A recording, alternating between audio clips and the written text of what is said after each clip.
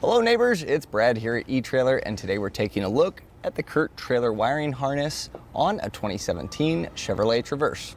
This is a 4-pole trailer harness, and what that's going to do is make sure that the lights on your trailer are going to stay safe and legal by sending the signals from your turn signals and your brake lights, as well as your running lights, to let the people know behind you what you're doing with your turn signals. The wiring harness is module protected and has a fuse, and so what that's going to do is if there's a short in your trailer, it's not going to go back to your lights and cause any damage, so it's going to keep your vehicle safe.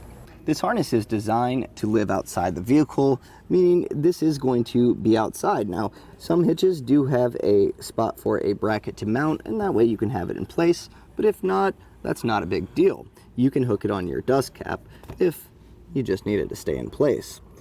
Now, your bracket might be beneficial for those of you that tow quite often, and we do have those here at eTrailer. A nice feature of the Traverse that goes into play with our wiring harness is this nice little cover. So when it's not in use, it's out of the way.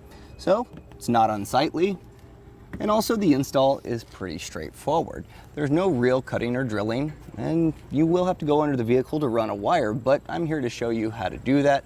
So now let's walk through the steps of the installation. We're going to begin our install by opening the hatch. So this is going to gain us access to the taillights, which we'll be hooking up. And we're going to start by popping these caps off. So if you have a small flathead screwdriver, you can simply pop these off. And they do have a little plastic that holds them in place. And once we pop these open, you're going to see there is a 7mm bolt hiding in there. So I suggest having a cup, or I use a muffin tin to organize all my parts, and that way you're not going to lose them in the process because we'll be putting these back later. So now we're going to remove the tail light, and you're going to want to pull it straight back towards you. Sometimes putting a hand on the outside edge to work it forward will help, but a little wiggle should pop it loose. And now you can take your hardware and set them in a safe position. Now, you don't want to pull too hard on the taillights because, as you can tell, it still has the harness attached to it, so you don't want to damage that. But our next step is going to be removing the clip. So you can see this red tab here. I'm going to just pull that back.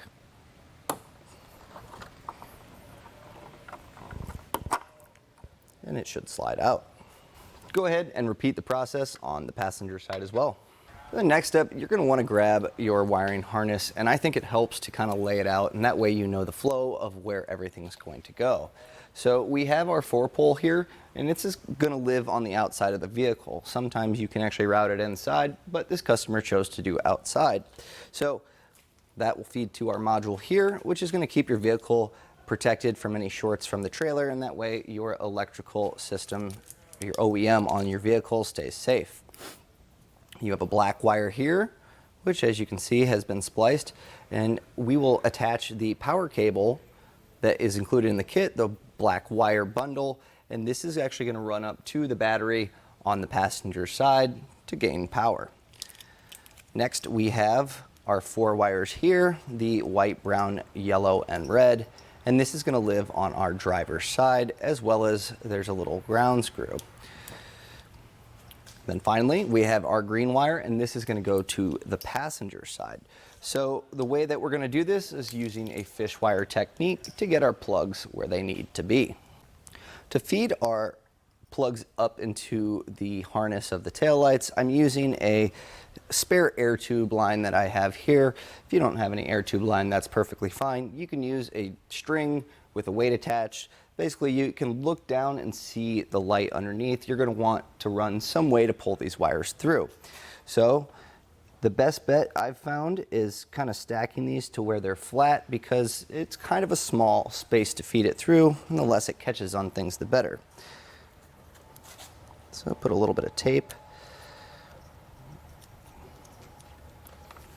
Now simply pull up. And if it does catch on things, just be gentle with it, kind of bounce it around a little to find the hole. You don't want it to separate as you're pulling through. Maybe feed up from the bottom also will help. Once you have your plugs through, you can take the plastic or the electrical tape off and plug it in to the harness, and that's going to hold it in place. Now you're going to see one of the plugs will look identical to the taillight plug itself, and the other one's actually going to feed into that. So we'll get this one off, put this into place. And it does feed one way. There is a notch here, so check your plug and put that in, and then push your little red one, your lock in to place. And then this is going to snap into your tail light. Now before we put our tail light in, we do have our ring terminal here for our ground, so we're going to want to mount this in here, and there is a flat side to it. So what I'm actually going to do is put a small little pilot hole, and then we'll zip it up with the supplied self-tapping screw in the kit.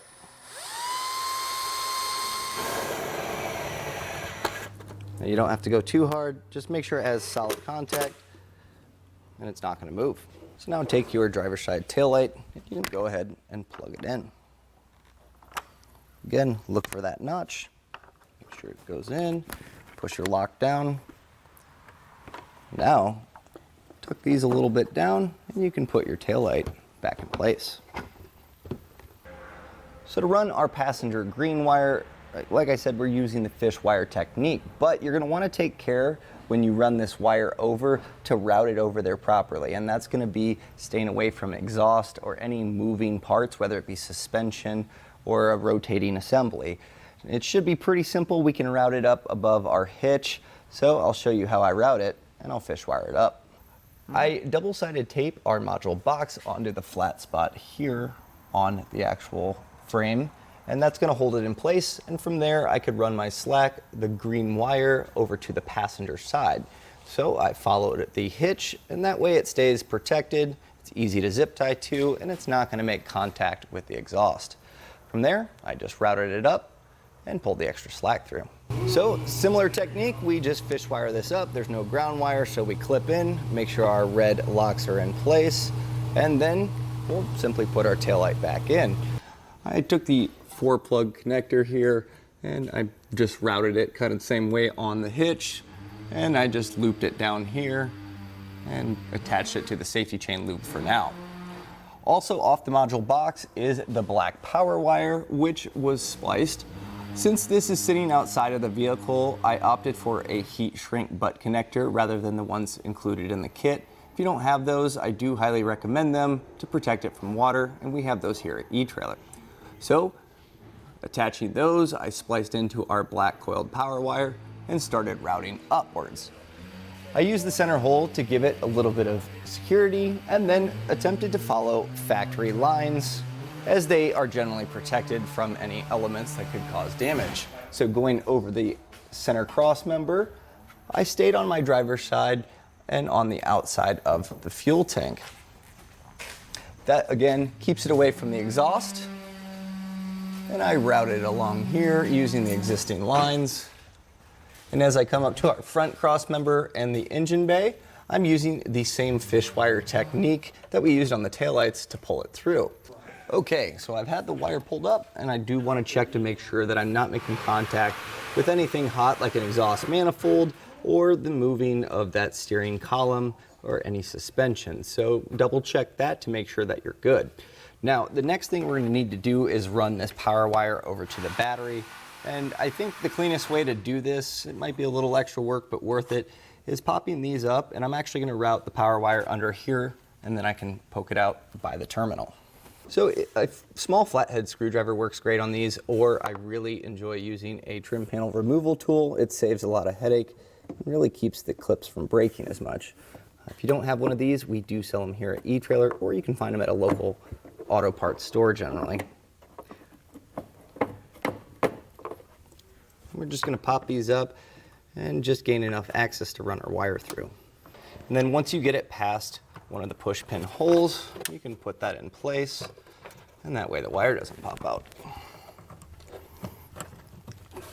After routing my wire, I do have quite a bit of excess, so I'm going to be cutting that off. Now, we will be putting our fuse holder in place, which also has a decent amount, so you can be pretty, you can get it pretty short, but also don't make it to where you're stuck. So I'm going to cut it right about here, and then from there, I'm going to put a splice on the end of the wire.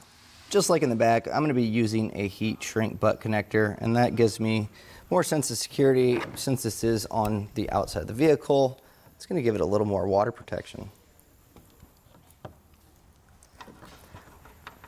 Now I'm going to use my heat gun to heat shrink these down. Now be careful that you're not going too hard on one spot, especially with the amount of plastic around here. You really just want this to crimp down, or shrink up, I should say. And if you don't have a heat gun, we actually have those here at eTrailer as well. On the other side of our fuse holder is going to get a ring terminal, and that's how we're actually going to attach to our battery.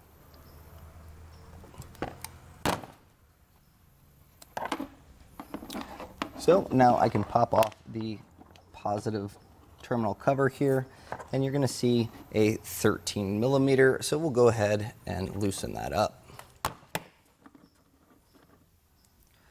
Once we have that off, we can place our ring terminal on there. Now there is a flat side to the ring terminal, as you can see, so make sure the flat side is facing down, and that way it makes a solid connection. Go ahead and tighten it down. You don't need to get too crazy, just make sure that it is secure.